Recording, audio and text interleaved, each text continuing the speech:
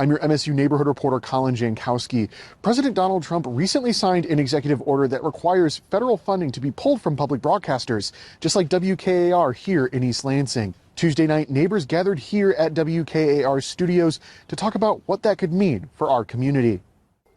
We came this afternoon because we walked by and my daughter would not let me go anywhere else. Janelle Troutman says she and her daughter, Henrietta, have a few routines. One of them is coming to the East Lansing Public Library. The other? This week we've been watching Elmo and Abby with their bedtime routine. Is tied to Sesame Street. She'll repeat words that they say, numbers, sometimes letters for letter or number of the day. Janelle says shows like Sesame Street help teach her daughter and other children important life skills. So it sets examples for her too of just daily life and what's normal, what do people do. But with threats to federal funding for public broadcasters from the Trump administration, the future of that programming is in question. There is no replacement for federal funding for public media.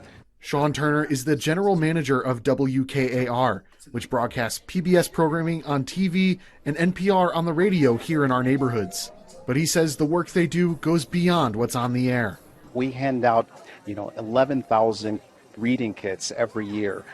We work to make sure people have information they need to make decisions about voting. So there are all of these things that we do here in this community that are just critical to children in this community, families in this community, and really are part of the fabric of this community. But without federal funding, many of those things go away.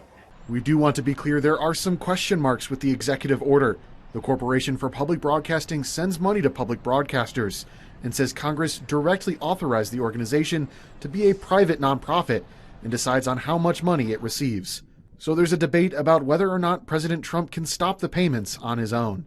In East Lansing, Colin Jankowski, Fox 47 News.